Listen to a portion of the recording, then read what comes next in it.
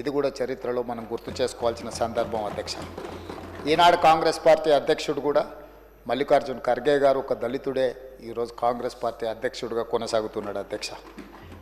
అదేవిధంగా అధ్యక్ష, ఎస్సీల రిజర్వేషన్లు ఉన్నప్పటికీ జనాభా దామాష ప్రకారం రిజర్వేషన్ కావాలని చాలా సంవత్సరాల నుంచి ఈ వర్గాలలో ఒక డిమాండ్ ఉన్నది. దానికోసం ఎప్పుడు ఉద్యమాలు జరుగుతూనే ఉన్నాయి అధ్యక్ష. అందుకే దీన్ని రాహుల్ గాంధీ గారు 2018 ఎన్నికల సందర్భంగా స్పష్టంగా తెలంగాణ రాష్ట్ర ఎన్నికలకు వచ్చినప్పుడు ఉత్తమ్ కుమార్ రెడ్డి గారు పిసిసి ప్రెసిడెంట్గా ఉన్నప్పుడు స్పష్టంగా హామీ ఇచ్చాను, కాంగ్రెస్ పార్టీ అధికారంలోకి వస్తే ఎస్సీ వర్గీకరణ చేసి తీరుతుందని.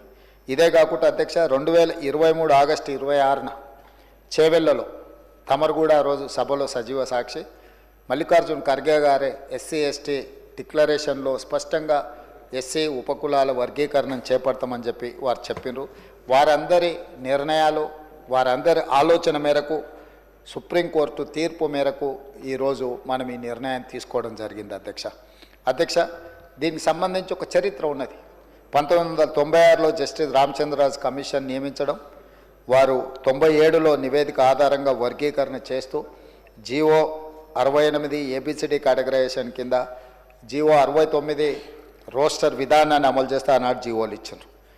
అదేవిధంగా అధ్యక్ష 2000 సంవత్సరం ఏప్రిల్ 1వ తేదీన ఉమ్మడి ఏపీలో వర్గీకరణను అమలు చేయడం జరిగింది అధ్యక్ష. దాని తర్వాత జరిగిన కోర్టులు తీర్పులు సుప్రీంకోర్టు వరకు వెళ్ళడం, అదేవిధంగా ఏపీ వర్సెస్ చెన్నై కేసులో 2004 నవంబర్ 5న సుప్రీంకోర్టు 5 సభ్యుల ధర్మాసనం 3:2 ప్రకారం తీర్పునిచ్చింది అధ్యక్ష. ఎస్సీ వర్గీకరణ కోసం చర్యలు తీసుకోవాలని కోరుతూ 2005 డిసెంబర్ 10న ఉమ్మడి రాష్ట్ర అసెంబ్లీలో తీర్మానం కూడా కేంద్రానికి పంపించడం జరిగింది అధ్యక్ష.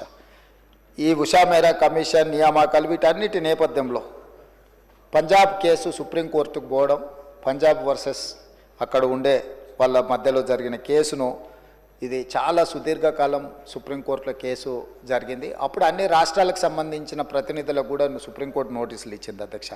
ఆ నేపథ్యంలో తెలుగు రాష్ట్రాలలో కూడా అభిప్రాయాలను తీసుకోవాలని కేంద్ర ప్రభుత్వం కోరింది అధ్యక్ష. దాని నేపథ్యంలోనే సుప్రీంకోర్టులో కూడా మనము ఈ 7 మంది జడ్జులు ముందు తెలంగాణ రాష్ట్ర ప్రభుత్వం తర్వాత మేము అధికారంలోకి వచ్చిన తర్వాత పెద్దలు దామోదర్ రాజనరసింహ గారి నేతృత్వంలో ఈ శాసనసభలో ఉన్న ఎస్సీ శాసనసభ్యులందరినీ ఒక కమిటీకి ఏర్పాటు చేసి వీళ్ళందరినీ ఢిల్లీకి పంపించి తెలంగాణ రాష్ట్ర ప్రభుత్వం సుప్రీంకోర్టులో సిద్ధార్థ లూత్రా అనే ఒక గొప్ప న్యాయవాదిని నియమించడం ద్వారా తెలంగాణ రాష్ట్ర ప్రభుత్వం యొక్క అభిప్రాయాలను విస్పష్టంగా ఎస్సీ వర్గీకరణకు అనుకూలంగా తెలంగాణ రాష్ట్ర ప్రభుత్వం ఉన్నది, వర్గీకరణ చేయాల్సిందే అని చెప్పి స్పష్టంగా మన వైపు వాదనని వినిపించడం జరిగింది. ఆ నేపథ్యంలో సుప్రీంకోర్టు ఇచ్చిన తీర్పు ప్రకారము, సుప్రీంకోర్టు తీర్పు ఇచ్చిన 1 గంట లోపే ఆ రోజు కూడా సభ జరుగుతున్నది అధ్యక్ష. సభలో స్పష్టంగా 100% ఈ వర్గీకరణను అమలు చేస్తామని చెప్పి ఆ రోజు ప్రకటించినాం అధ్యక్ష. అదేవిధంగా అధ్యక్ష, కోర్టు ఆ రోజు ఇచ్చిన దాంట్లో కొన్ని విషయాలు రాజకీయ కారణాలతో కాకుండా ఎంపెరికల్ డాటా ఆధారంగా మాత్రమే వర్గీకరణ చేయాలని చెప్పిండ్రు అధ్యక్ష. ఎంపెరికల్ డాటా క్షేత్రస్థాయిలో అనుభవపూర్వకంగా సేకరించిన సమాచారం, 1 జనాభా, 2 అక్షరాస్యత శాతం, అనుసరిస్తున్న వృత్తులు, ఉద్యోగాలు, ఆర్థిక పరిస్థితులు, వీటన్నిటి నేపథ్యాన్ని తీసుకొని ఈ వర్గీకరణ చేయాలని సుప్రీంకోర్టు మనకు చెప్పడం జరిగింది అధ్యక్ష. వీటన్నిటి నేపథ్యంలో రాష్ట్ర ప్రభుత్వము ఒక మంత్రివర్గ ఉపసంఘాన్ని ఏర్పాటు చేసింది అధ్యక్ష.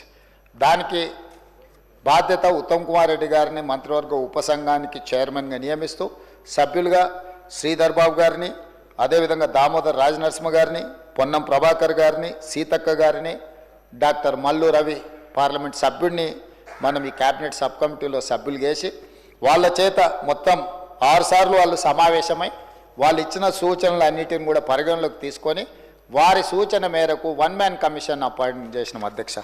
1 మ్యాన్ కమిషన్లో షమీమ్ అఖ్తర్ గారిని మనం 1 మ్యాన్ కమిషన్గా నియమించి వారు పూర్తిగా సుప్రీంకోర్టు జడ్జిమెంట్లనే కాకుండా ఉషా మేరా కమిషన్ కాడి నుంచి మొదలు పెడితే వివిధ వర్గాలకు సంబంధించిన అన్ని రిప్రజెంటేషన్స్ తీసుకున్నారు అధ్యక్ష. అందరితో మాట్లాడిన వారు దాదాపుగా ఎన్ని రిప్రజెంటేషన్స్ తీసుకున్నారంటే 8,681 రిప్రజెంటేషన్స్ తీసుకున్నారు అధ్యక్ష. జిల్లాలలో పర్యటన చేయడం కానీ, వారి దగ్గరకు వచ్చి వివరాలు అందించిన వాళ్ళ యొక్క అభిప్రాయాలు అన్నిటినీ వారు తీసుకొని స్పష్టంగా వారు ఒక పూర్తి స్థాయి ఎక్సర్సైజ్ చేసి చాలా పారదర్శకంగా, ఎందుకంటే ఏ ఒక్కరికి కూడా ఇందులో అన్యాయం జరగకూడదు, ఈ కమిషన్ ఇచ్చే నివేదిక పట్ల ఎవరికి అనుమానాలు ఉండకూడదు అని ఒక ప్రత్యేకమైన కార్యాచరణ తీసుకొని అందరి అభిప్రాయాలు విని వారు ఒక స్పష్టమైన నివేదికను సూచనను తెలంగాణ రాష్ట్ర ప్రభుత్వానికి ఇవ్వడం జరిగింది అధ్యక్ష.